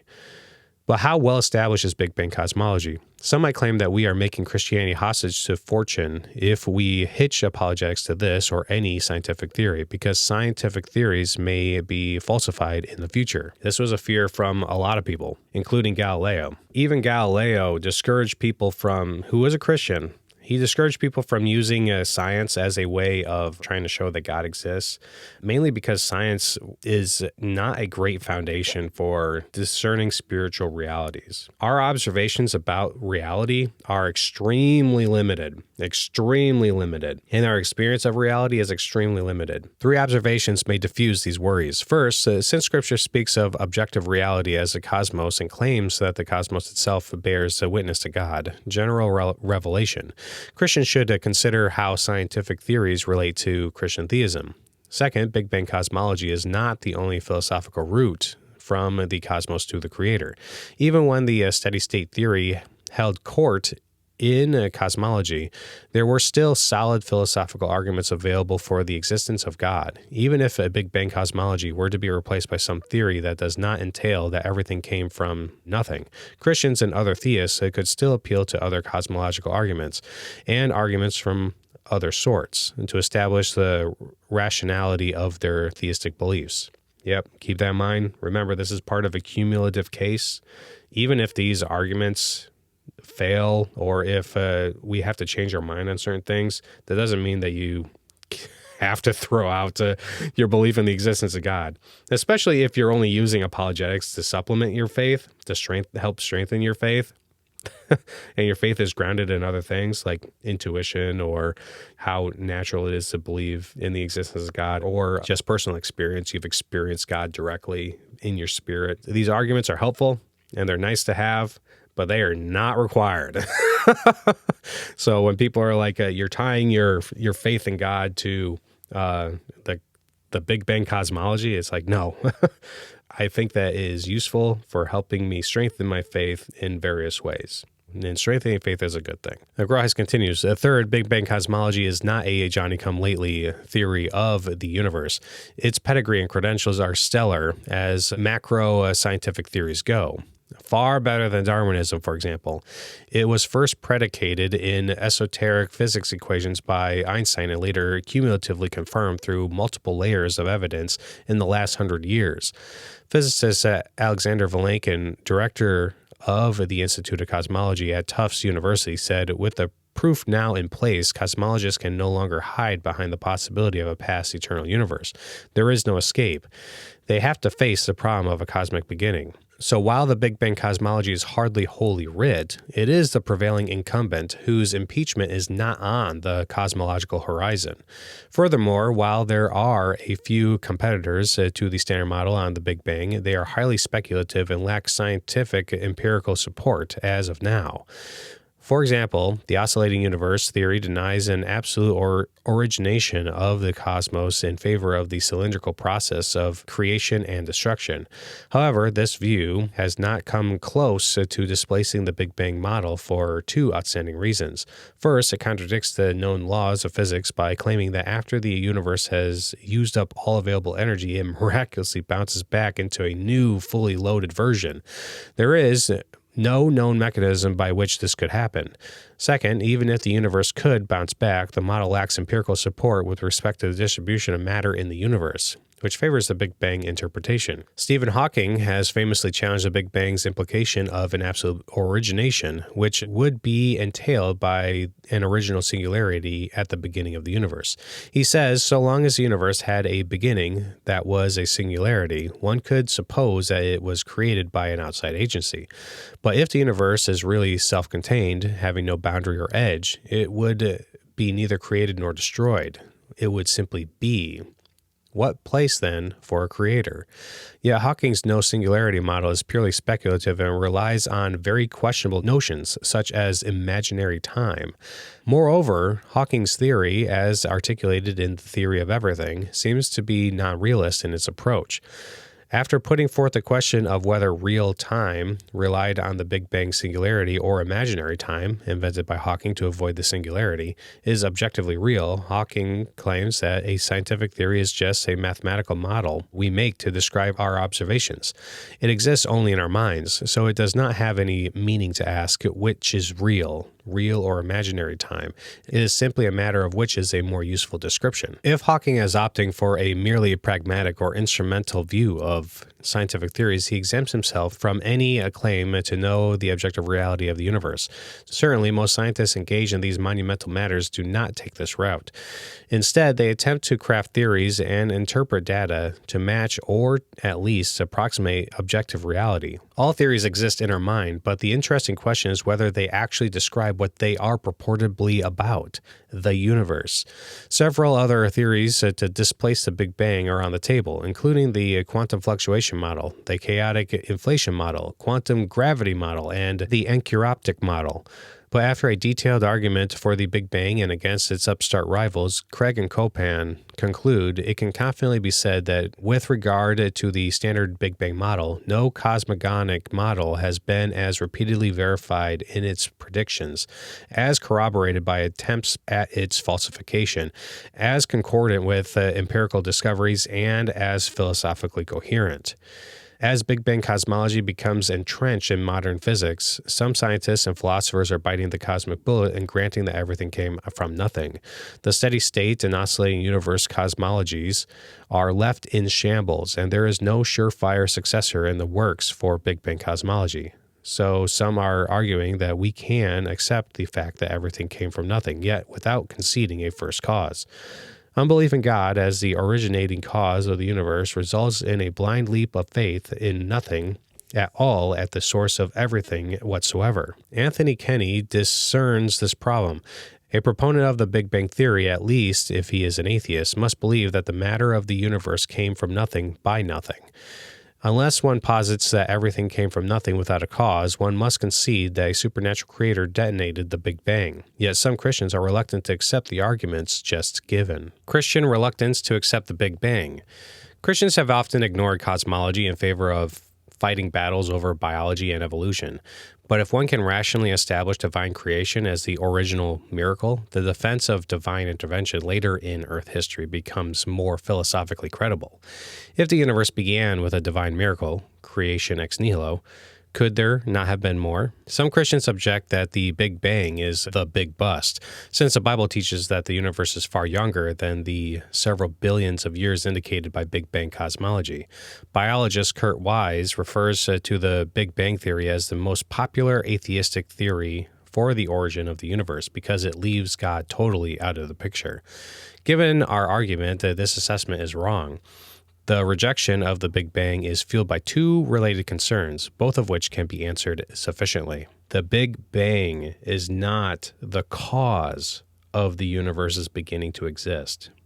The Big Bang is just a model that describes how the universe behaved after it came into existence. It's not claiming to be a cause of the universe. It's just describing it. So Groothuis continues. First, some who want to preserve God's active agency in the formation of life and human beings see Big Bang cosmology as lending support to macroevolutionary theory, since it gives the universe so much time to evolve.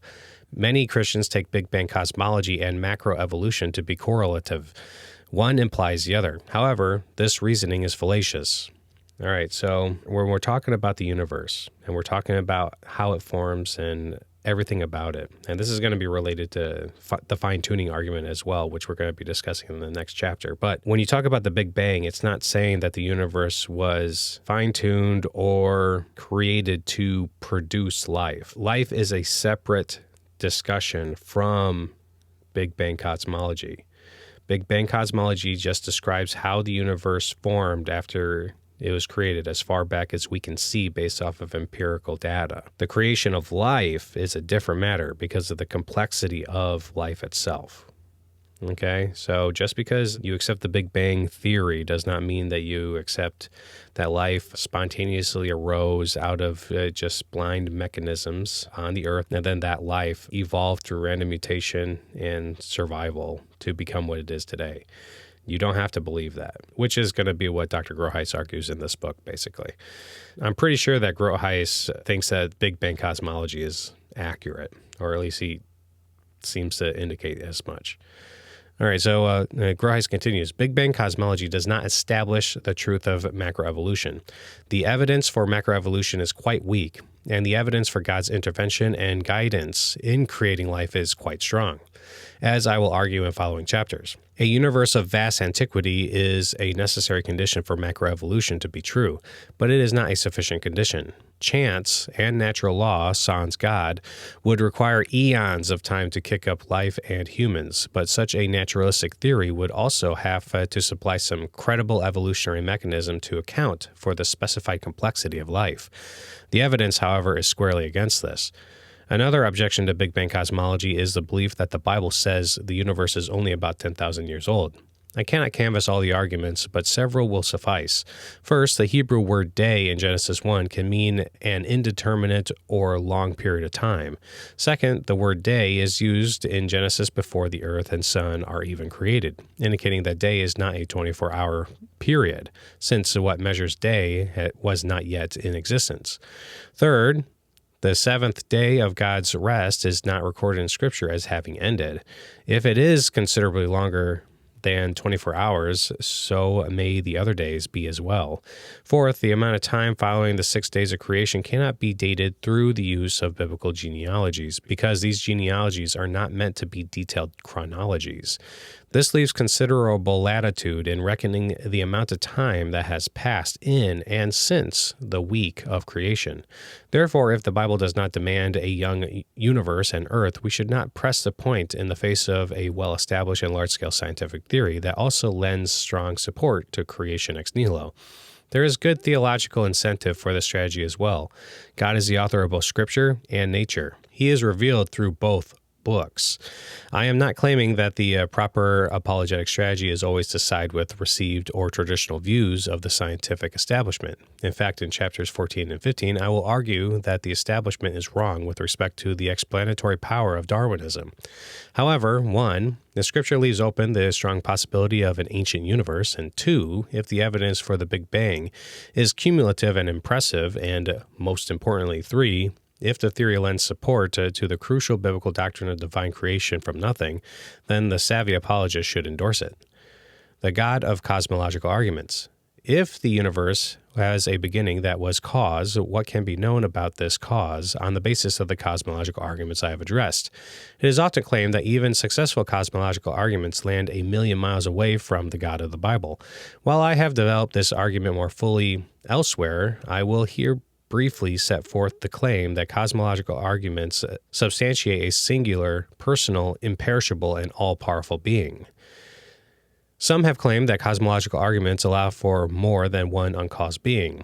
There appear to be two mutually reinforcing responses that deflate this polytheistic possibility. First, on theoretical grounds, simplicity is typically preferred over complexity with respect to explanation, unless complexity is otherwise warranted. To invoke Occam's razor, we should not multiply explanatory entities unnecessarily, criterion number 8. Therefore, the conclusion that there is one cause of the universe is to be preferred to the idea that there are more than one, unless there is some overriding reason to posit multiple entities. Second, the rejection of multiple creators can also find assistance in a successful design argument. Swinburne argues that Hume's objection that there may be many designers instead of one designer seems to break on the rocks of the regularity and unity of the universe, which is more simply and better explained on the basis of one designer, not many finite designers. The latter would be far less likely to cooperate to the degree required to produce the kind of universe we observe. But if there is a single cause of the universe, is it a personal being, such as the God of Abraham, Isaac, and Jacob? The cause must be either personal or impersonal, since these categories exhaust the possibilities. An impersonal cause, whatever else it may be, would certainly not be the God of the Bible. However, there is a strong case that the cosmological cause is personal. If the cause of the universe were an impersonal principle, that is, merely a set of necessary and sufficient conditions for creation, it could not choose to create, but would automatically actualize the universe and could not exist without its effect. If so, the universe would be eternal, since the cause and the effect would coexist. Craig explains this with an example. Let's say the cause of water's freezing is sub-zero temperatures. Whenever the temperature falls below 0 degrees centigrade, the water freezes. Once the cause is given, the effect must follow. And if the cause exists from eternity, the effect must also exist from eternity. If the temperature were to remain below 0 degree from eternity, then any water around would be frozen from eternity. But this seems to imply that if the cause of the universe existed eternally, the universe would also have existed eternally. And we know this to be false. Since the universe is not eternal, the cause of the universe is not impersonal, but personal. Okay, so this is basic cause and effect. If you are persuaded that causes produce effects, then you should be able to agree with this. If we're talking about impersonal forces that do have causal powers, then if the conditions are suitable for the effect to occur, then the effect will exist. That is the nature of cause and effect. If the conditions are suitable for the effect to occur, then the effect will occur, unless there is some sort of agent that has the power to produce the effect, but can choose when to produce the effect. Only agents have the power to produce effects when they want. And obviously this is with reference to effects that they have the power to choose to actualize. Now remember, this is all hinging on whether or not explanations are something that we need to look for, or causation is something that is going to happen. But if you are persuaded, or if the person you're talking to is persuaded that to cause and effect is a real thing, that things require explanation, and the person that you're talking to is convinced or persuaded that the Big Bang cosmology accurately describes how physical reality is, and if that person that you're talking to thinks that a theory of time is the theory that best describes how time is constituted, then it should be pretty easy to convince them that it's some sort of personal agent. It has to be a personal agent. If it's impersonal and the conditions are such that the effect ought to occur, then the effect will occur, unless it's an agent that has the power to produce an effect at its will. There's a lot that goes into cosmology, but a theory of time is the natural view of time, especially for Westerners. A lot of people do believe that Big Bang cosmology is the cosmology that best describes how the universe formed. And people generally do think that cause and effects are a real thing. Now, you're going to find a lot of online atheists that reject cause and effect. And I think that they do it completely ad hoc. I think that they do it just to combat the Kalam Cosmological Argument, just to refute it, mainly. There are savvy, sophisticated atheists out there who actually do think that the problem of induction is valid. But when you normally talk to people, you're not going to run into very many people like that. Okay? So this argument can be effective to get people thinking. Okay? Groothuis continues. But someone might argue that abstract objects/entities, also called abstracta, existed before the advent of the universe, and that they are what created the universe. An abstract object/entity is timeless, spaceless, and immaterial, as are mathematical objects such as numbers, sets, and geometric figures, propositions, properties, and relations. However, while abstract objects/entities are not part of the space-time material universe and could exist without it, they are also acausal, since they are not agents. Therefore, they cannot bring about the creation of the universe. This is a very common view of abstracta. The difference between abstract objects and concrete objects is that abstract objects are causally inert. Okay, they don't have any causal powers, where concrete objects do have causal powers. All right, so Groothuis continues. Philosophers, even some Christian philosophers, often argue that the God is supported by cosmological arguments cannot be taken to be omnipotent. All that the cosmological arguments can affirm is that God has the power to bring about our universe, but this falls short of establishing omnipotence. However, one can plausibly argue that if a being possesses causal necessity and self-existence and has wrought creation ex nihilo, this being would very likely be unlimited in power.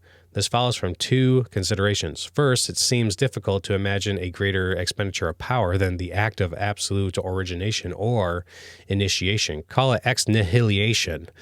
That of creating the universe out of nothing by one's unique action without external assistance. Thus, a fortiori, an ex nihiliating being's power would admit of no limits outside those of logic itself, which are not limits in a restrictive sense, but are rather invariant conditions for intelligibility and actuality.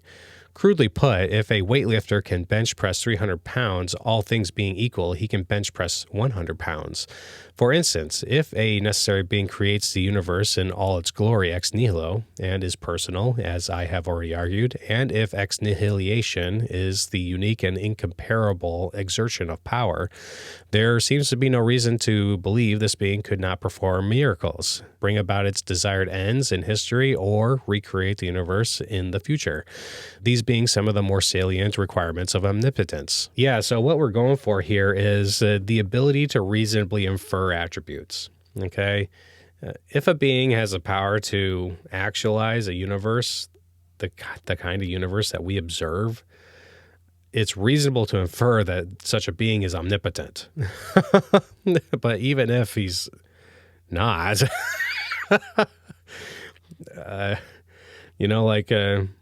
if he has the power to actualize the kind of world that we observe, and the Bible is saying that all power belongs to him, all the power that we observe at least, then we can say that all the energy of this universe belongs to God, so in that sense, then he's omnipotent.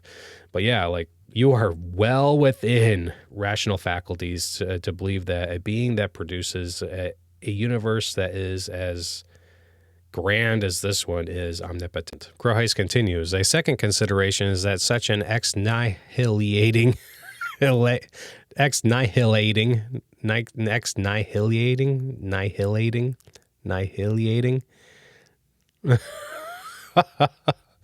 he's spelt it a couple different ways here. Ex-nihiliating or ex-nihiliating. Nihiliating. This word is difficult for me to say, but such a being would be uniquely causally necessary and self-existent or non-contingent, since it alone precedes the existence of the contingent universe and thus is unlimited by any external factors, although this being might freely place certain restrictions on itself. Such a non-contingent being would be incapable of losing its non-contingent status since, by definition, it depends on nothing outside itself for its existence. Nothing, then, could threaten its being, and if this incorrigibly non-contingent being has created ex nihilo, it seems there would be nothing logically possible that it could not accomplish at any point after creation, since an ex nihiliating and self-existent being could suffer no diminution of the already maximal power it has demonstrated by the act of universe making. It should be granted, though, that in one sense, omnipotence, which is a difficult concept to define in the first place, cannot be absolutely demonstrated or exemplified by any action, since we might at least imagine another action requiring more power, which the agent lacks. However, I think Craig's comments are on the mark. A being with the power to create the entire universe out of nothing not only meets the biblical requirements for being almighty, but the consensus of church theologians has also been that ex nihilo creation is a power belonging to God alone. Claiming that this being is also omnipotent seems rationally justified, although it may be too much to claim that omnipotence is logically entailed by ex nihilo creation. Nevertheless, it is a rationally warranted belief given the cosmological argument marshaled here.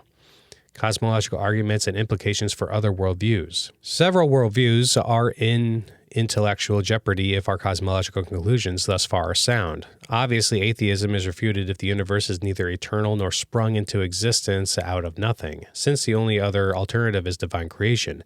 If we have ruled out a committee of deities as responsible for the creation, polytheism is eliminated as well. Pantheism is also rejected since it claims that the universe is a necessary being, an idea we found illogical given the contingent nature of the universe. Pantheism also makes one of the two following claims, each of which is refuted by the cosmological arguments given in this chapter. It either, one, affirms the eternality of the universe, which develops and decays in a cyclical fashion, or two, it denies the reality of the physical universe as entirely an illusion. Only an impersonal God is real. When pantheism takes cosmology seriously and doesn't dismiss it as illusory, Maya, it is committed to an eternal universe composed of vast periods of time, yugas. Carl Sagan, while irreligious, admired the unique Hindu concept that the cosmos itself undergoes an immense, indeed an infinite number of deaths and rebirths. It is the only religion in which the timescales correspond, no doubt by accident, to those of modern scientific cosmology. Sagan does not mention the fact that the biblical cosmology allows for long periods of time as well. Buddhist cosmology, though differing from Hindu cosmology, similarly affirms an eternal universe without an absolute beginning consisting of an infinite causal regress. As such, it is also ruled out by successful cosmological arguments. However, at this stage of our argument, the nature of the creator of the cosmos is not fully identified. We can liken the situation to receiving a letter with only a partial return address. We know someone has sent us a letter from somewhere, but there is more we want to know.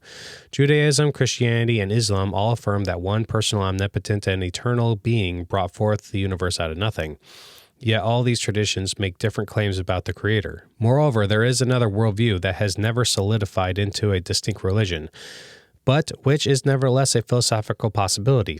Deism. Historically, deism has usually been parasitic on Christianity for its notion of the Creator and for basic moral principles, but it has denied the incarnation, the Trinity, miracles, or the need for special revelation. Deism accepts at least some of the deliverances of a general revelation, but calls it quits at that stage, relying on unaided human reason for the articulation of the rest of its theistic worldview.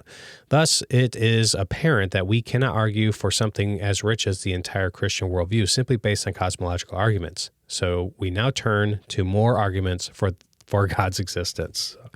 And with that, we've reached the end of the chapter. You know what that means? That means that we get to celebrate. Woohoo! Woohoo! Oh man, if you made it through all that with me, I appreciate it. Wow, great job. Whoa! Whoa! Man, all right, so we made it through chapter 11. We did a lot of thinking in that chapter. There was a lot to be said. There's a lot more that could be said. There's so much more that could be said. This is really just an introduction to these cosmological arguments, and there's more cosmological arguments than this as well that I think are valuable. I know that Groothuis kind of poo-poos the Thomistic cosmological arguments, but Aquinas' first way is my favorite one. It is underrated for sure.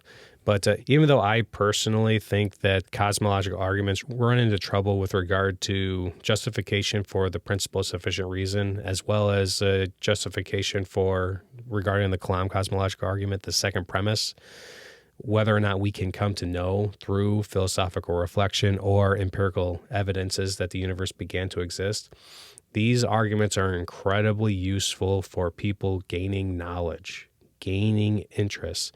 And there's a lot of people out there that will agree with the premises of these arguments.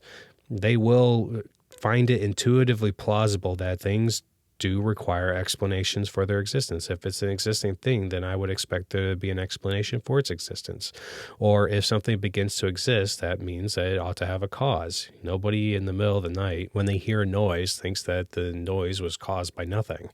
They think that that noise was caused by something. And even if you can't find it, you don't just say, oh, nothing caused it. You say, all right, I don't know what caused it, but it doesn't seem to endanger me to the point of further investigation. And a lot of people think that Big Bang cosmology is legit.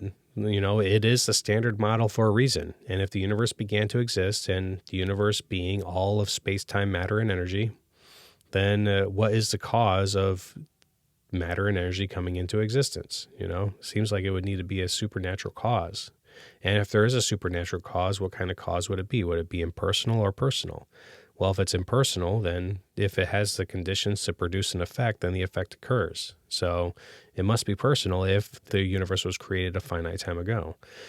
Now, like I said, there's a lot that goes into this, and I encourage you to look into it. I encourage you to study this on your own. I encourage you to ask questions. If you have questions, reach out to me. We can talk about some more. Talk to your local apologists. Send a question to Dr. Craig. at reasonablefaith.org. That's a great resource. He has a lot of information on his website, and questions about the Kalam come up regularly, and you can probably find them on his question of the week. Definitely look into that kind of stuff. Look at what the smartest Christians have to say on these matters. Don't just blindly listen to atheists and say, okay, well, they have these doubts seem legitimate, so we can just disband the whole argument. That is not an intellectually virtuous way to go about doing this investigation. There's a reason why philosophers have made a career out of discussing these things, that they are legitimate. Even if I personally do not find them useful for showing that God exists, that doesn't mean that you can't. That doesn't mean that you can't find them useful. It doesn't mean that you can't look into it, all right? This is important stuff. But anyway, I really appreciate you guys coming out and being with me through this book, this reading. Chapter 11 was a long one. It took me a couple of sessions in order to get through all the reading myself. So when you watch these videos, feel free to pause and come back later. Anyway, I'll see you again for Chapter 12, which is going to be the design argument. Thank you and God bless.